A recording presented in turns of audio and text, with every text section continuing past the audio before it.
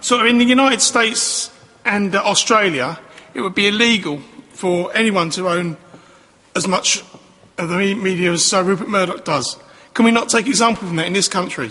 Chris Grayling, Grayling? both of those countries are much bigger Chris than Grayling, us. what do you think of that? It's true, isn't it? He has a percentage, much higher percentage here than he has in America, for instance, or that anybody has in America. Well, I mean, the biggest organisation, of course, is the BBC. But, I mean, these are issues that are looked at. It is true. As Hugh was so elegantly putting it, we are very heavily regulated.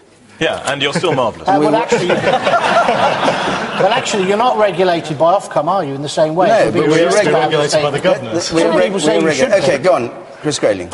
But look, answer his point. These issues it wouldn't be allowed in America. They've been studied quite carefully by the competition authorities over the years. The Office of Fair Trading looks at them, makes recommendations to government, and the current situation has been accepted under governments of both persuasions. OK, hold on, Shirley. The woman in the second row from the back, in the middle. With regards to Murdoch's monopoly, this is why we've got the problem we have now. If we'd never given him the monopoly, if he hadn't had that power, then maybe he wouldn't have been hunting down the politicians. What monopoly? You mean he shouldn't have been allowed with to buy his percentage newspapers? of owning the Times, owning News of the World, the Sun. And the other thing I was going to point out is that Hugh Grant had made a really good point. Between the broadsheets and the tabloids, there is a massive difference. The tabloids sensationalise everything.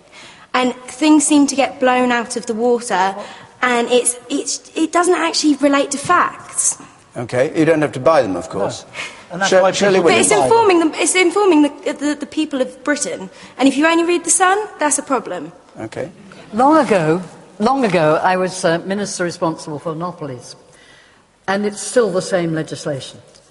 A minister has to agree to refer a case to the Monopolies Commission, or nowadays the OFT.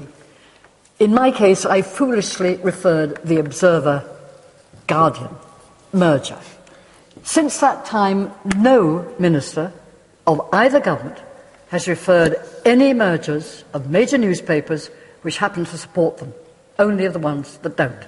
So you've got to take the ministers out of it. It's got to be a law which is automatic. OK. And just to be fair... Hold on, John. The man there...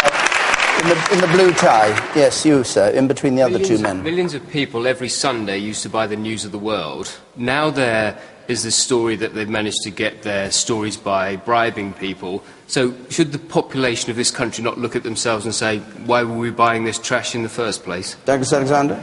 But the Information Commissioner's report that Hugh spoke of earlier indicated that there was illegality in terms of hacking across almost all of the newspapers. So, and do you believe that? Well, I don't disbelieve what the Information Commissioner reported. Are you thinking that other people are going to be up before the beat? 100%. That's do you? 100%.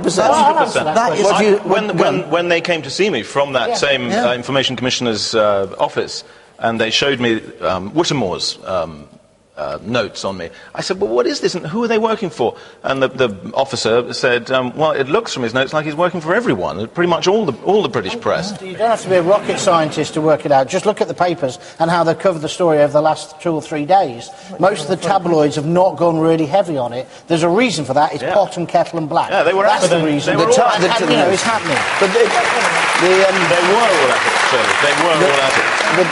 All the tabloids at it, like The Times, they wrote a very harsh criticism of the News of the World. Finally, 3 years after the beginning of the scandal. Douglas, what I don't quite understand, you've been lobbying this with me this evening. Again, going back to when you were in government, this Information Commission's report was produced and available when you were in government. So if you've got concerns about what was happening right across the media, why did you not do something then? Listen, Chris, if you were this evening saying you accept the case for a judicial-led inquiry that can compel witnesses, I would take that point seriously, but not from you. All right, stop, everybody.